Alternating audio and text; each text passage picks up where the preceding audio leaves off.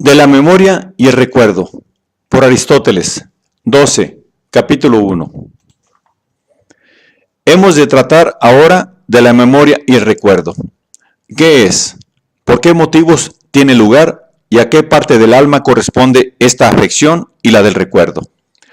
Porque los hombres que tienen buena memoria no son idénticos a los que son prontos en recordar, sino que, hablando en general, los que son de penetración lenta tienen mejor memoria, mientras que los que son de penetración rápida y aprenden fácilmente son mejores en el recordar. En primer lugar, pues, hemos de entender qué clase de cosas son objetos de la memoria, ya que con frecuencia se hierra en este punto. Es, en efecto, imposible recordar el futuro, que es objeto de la conjetura o de la espera.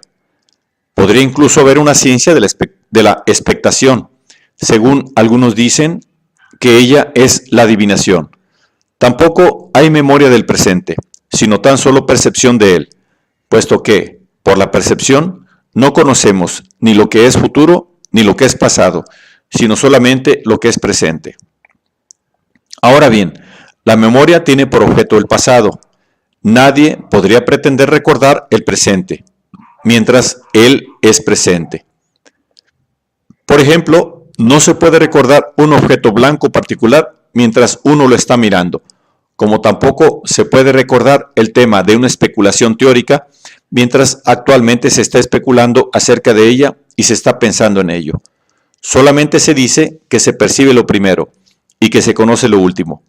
Pero cuando uno tiene conocimiento o sensación de algo sin la actualización de estas facultades, entonces se dice que recuerda. En el primer caso, se recuerda lo que él aprendió o pensó, y en el otro caso, lo que se oyó, se vio o se percibió de cualquier otra manera. Pues cuando un hombre ejercita su memoria, siempre dice en su mente que él ha oído, sentido o pensado aquello antes. La memoria, pues, no es ni sensación ni juicio, sino un estado o afección de una de estas cosas, una vez ha transcurrido un tiempo. No puede haber memoria de algo presente ahora ni en el tiempo presente, según se ha dicho, sino que la sensación se refiere al tiempo presente, la espera o expectación a lo que es futuro y la memoria a lo que es pretérito.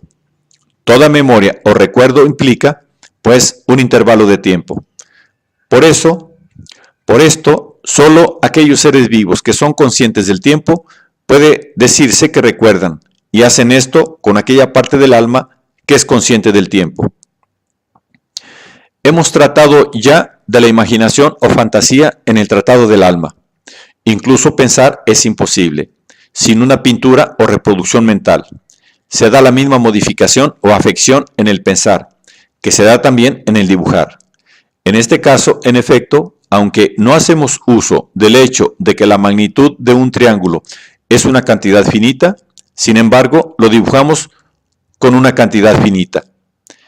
De la misma manera, el hombre que está pensando, aunque pueda no estar pensando en una magnitud finita, sin embargo, coloca ante sus ojos una magnitud finita, aunque no piense así en ella. Y aun cuando la naturaleza del objeto sea cuantitativa, pero indeterminada, sin embargo, pone ante sus ojos una magnitud finita, aunque piensa en ella como si fuera meramente cuantitativa.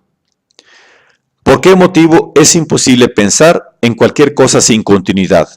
O pensar en las cosas intemporales a no ser en términos de temporalidad. Es otra cuestión. Necesariamente conocemos la magnitud y el movimiento con la facultad con que conocemos el tiempo, y la imagen es una afección de la facultad sensitiva común. Así pues, es evidente que el conocimiento de estas cosas pertenece a la facultad sensitiva primaria, pero la memoria, aun la de los objetos del pensamiento, implica una pintura mental. Por eso, parecerá pertenecer accidentalmente a la facultad pensante, pero esencialmente pertenece a la facultad sensitiva primaria. De aquí que la memoria se halle no solamente en el hombre y en los seres que son capaces de opinión y pensamiento, sino también en algunos otros animales. Si ella formara parte de la facultad intelectual, no pertenecería como pertenece a muchos otros animales. Probablemente no corresponde a todo ser mortal, porque tal como vemos, las cosas actualmente no pertenecen a todos, puesto que no todos tienen conciencia del tiempo, ya que, como hemos dicho antes, siempre que un hombre recuerda actualmente lo que ha visto, oído o aprendido, tiene la conciencia simultánea de que ha hecho aquello antes. Ahora bien, expresiones como antes y después dicen relación al tiempo. Es pues evidente que la memoria corresponde a aquella parte del alma a que también pertenece la imaginación. Todas las cosas que son imaginables son esencialmente objetos de la memoria, y aquellas cosas que implican necesariamente la imaginación son objetos de la memoria tan solo de una manera accidental.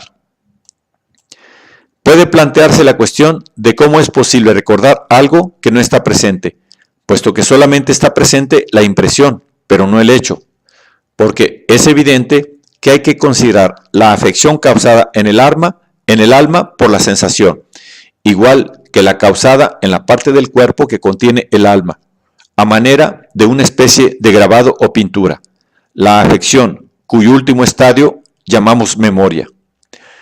Y el estímulo, en efecto, produce la impresión de una especie de semejanza de lo percibido, igual que cuando los hombres sellan algo en sus anillos sellados. De aquí que, en algunas gentes, debido a la ineptitud o a la edad, la memoria no tenga efecto ni aun bajo un estímulo muy fuerte, como si el estímulo o el sello se hubiera aplicado a un agua que fluye, mientras que en otros, debido a un desgaste parecido al de las paredes viejas en los edificios, o bien debido a la dureza de la superficie receptora, la impresión no penetra. Por esta razón, los muy jóvenes y los viejos tienen pobre memoria. Estos están en estado de fluencia, los jóvenes a causa de su crecimiento, los viejos a causa de su decadencia. Por una razón semejante, ni los que son muy rápidos ni los que son muy lentos parecen tener buena memoria. Los primeros son más húmedos de lo que deberían ser y los otros son más duros de lo conveniente. En los primeros no puede perdurar la impresión en el alma y en los otros no deja huella. Ahora bien, si la memoria efectivamente tiene lugar de esta manera, ¿qué es lo que uno recuerda? ¿La afección presente o el objeto que dio origen a ella? Si lo primero, entonces no recordaríamos nada una vez ausente. Si lo otro, ¿cómo podemos, percibiendo la afección, recordar el hecho ausente que no percibimos? Si hay en nosotros algo análogo a una impresión o una pintura, ¿por qué razón la percepción de esto será memoria o recuerdo de algo distinto y no de esto mismo? Pues es esta afección lo que uno considera y percibe cuando uno ejercita su memoria. ¿Cómo pues se recuerda lo que no es presente? Esto implicaría que se puede también ver y oír lo que no está presente. Y seguramente, en algún sentido, es esto lo que puede ocurrir y ocurre. Igual que una pintura pintada sobre un panel es a la vez una pintura y un retrato. Y aunque una sola e idéntica, es ambas cosas, sin que, sin embargo, la esencia de las dos sea idéntica. Y así como es posible pensar de ella las dos cosas, que es una pintura y que es un retrato, así, de la misma manera, hemos de considerar la pintura mental que se da dentro de nosotros como un objeto de contemplación en sí mismo y como una pintura mental de una cosa distinta. En la medida en que la consideremos en sí misma, es un objeto de contemplación o una pintura mental, mientras que en la medida en que la consideramos relacionada con alguna otra cosa, por ejemplo, como una semejanza, es también un recuerdo. De manera que, cuando su estímulo es actual, si el alma percibe la impresión en sí misma, parece tener efecto a manera de un pensamiento o una pintura mental. Es como si uno contemplara en un retrato o pintura una figura, por ejemplo, la de Córsico, aun cuando uno no haya visto precisamente a Córsico. Igual que en este caso, la afección causada por la contemplación difiere de la que se produce cuando se contempla el objeto meramente como pintado en un lienzo.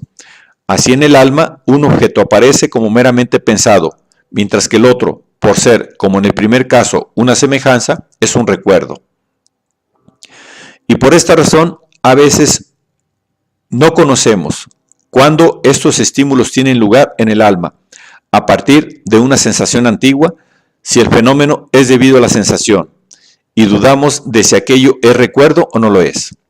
A veces ocurre que pensamos o recordamos que hemos visto u oído algo antes. Ahora bien, esto ocurre siempre al comienzo. Pensamos en ello por sí mismo y luego cambiamos y pensamos en ello refiriéndolo a algo distinto. También tiene lugar lo contrario, como le ocurrió a Antiferón de Oreo y a otros alienados. Esos, en efecto, hablan de sus imágenes como si ellas tuvieran lugar actualmente y como si ellos las recordaran en la actualidad. Esto ocurre cuando se considera como semejanza lo que no lo es. El ejercicio guarda el recuerdo y conserva la memoria por medio de una constante repetición mental. Esto no es nada más que contemplar muchas veces un objeto como una semejanza y no como un algo en sí mismo o un algo independiente. Así, pues, hemos explicado qué es la memoria o el recordar. Hemos dicho que es un estado producido por una imagen mental referida como una semejanza a aquello de que es una imagen. Y hemos explicado también a qué parte de nosotros pertenece, a saber, que pertenece a la facultad sensitiva primaria, es decir, a aquella con que percibimos el tiempo.